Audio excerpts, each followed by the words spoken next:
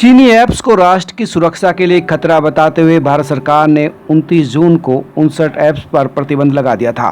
Apps पर प्रतिबंध से जहां चीनी सरकार और ये कंपनियां काफी परेशान हैं, वहीं वो कर्मचारी भी काफी परेशान हैं जो इंडिया में इन कंपनियों के लिए काम करते थे। एक कर्मचारी ने कहा कि उनकी सैलरी स्लिप हर महीने के आखिरी दिन से एक दिन पहले ही जनरेट हो जाती थी और महीने के आखिरी दिन सुबह 7 से 9 बजे के बीच सैलरी का मैसेज उनके फोन पर आ जाता था। लेकिन जून में 29 जून को सैलरी स्लिप जनरेट तो हुई, लेकिन 30 जून को सुबह सैलरी का मैसेज नहीं आया। सैलरी न आने पर कर्मचारियों को लगा कि ऐप्स पर लगाए गए प्रतिबंध की वजह से उनकी नौकरी संकट में पड़ गई है। लेकिन बाद में दोपहर में सैलरी का मैसेज आ गया और उन्हें राहत मिली। गौरतलब है कि प्रसिद्ध ऐप टिकटॉक और हेलो ऐप की पेरेंट कंपनी है बाइटडांस और मौजूदा समय में टिकटॉक और हेलो ऐप्स के गुरुग्राम मुख्यालय में ही 2000 से अधिक कर्मचारी काम करते हैं। कोरोना वायरस के कारण 95% कर्मचारी को जुलाई अंत तक घर से ही काम करने को बोला गया है।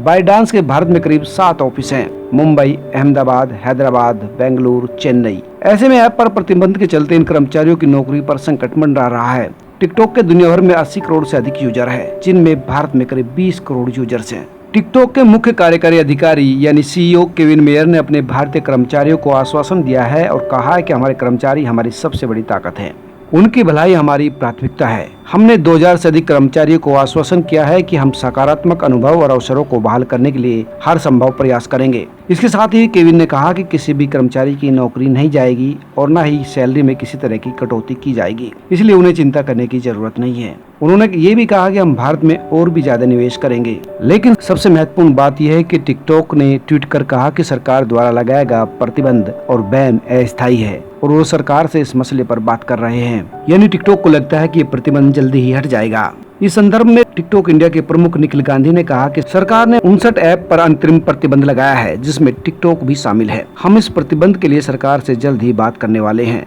टिकटॉक हमेशा की तरह डाटा और प्राइवेसी की सुरक्षा को लेकर प्रतिबद्ध है। हम भारतीय यूजर्स का डाटा चीन या किसी अन्य सरकार के साथ साझा नहीं करते हैं। भारत दुनिया के उन सबसे शक्तिशाली देशों में से एक है जहां हर वर्ष गूगल प्ले स्टोर से सबसे ज्यादा ऐप्स डाउनलोड किए जाते हैं। भारत में 2018 में सबसे ज्यादा डाउनलोड किए जाने वाले ऐप्स में से 44% ऐप्स चीन के बने हुए थे, जिसमें TikTok, Vivo, lights, UC browser और लाइव चैट शामिल है। देश में 20 करोड़ से ज्यादा लोग टिकटॉक को यूज करते हैं और करीब 4 करोड़ उपभोक्ता हेलो ऐप के हैं।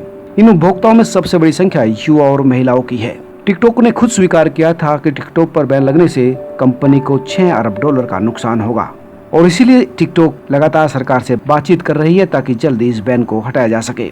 उनको लगता है कि सरकार टिकटॉक से बैन हटा लेगी। सब्सक्राइब करें, लाइक करें और अपने दोस्तों के साथ शेयर भी करें।